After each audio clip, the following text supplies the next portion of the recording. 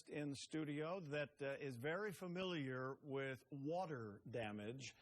Back in April, you'll remember the heavy rains we have that caused a lot of problems, not here only on Oahu, but Kauai as well. Well, with us now is Mark Harris from MD Restoration, and you saw a lot of water damage out in East Honolulu. Yeah, absolutely. What can you tell our viewers, that any tips or anything they can do in anticipation of a lot of rain? Well, in anticipation of a lot of rain, just make sure that your home is secure. If you have sandbags ready, make sure that they're placed by doorways and entryways into your home. Obviously, close your windows. Make sure the rain doesn't come in that way.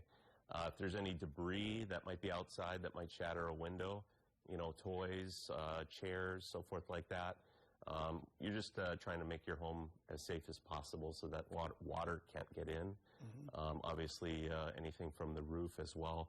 Make sure your rain gutters and so forth are cleaned out, so that it can't back up and possibly somehow flood your house that way. So that was back in April, the big rain event we had here on Oahu and Kauai mainly.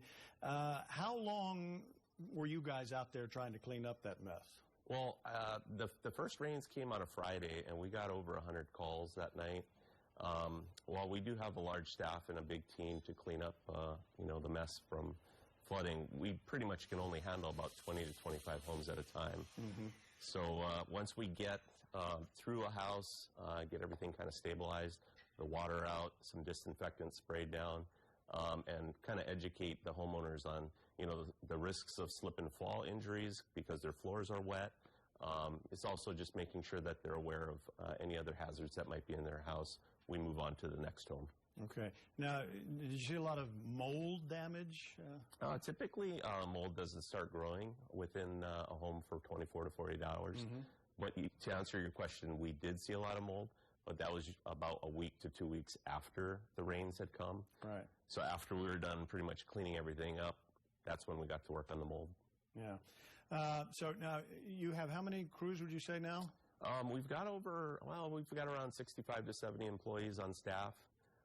There's several emergency teams that go out.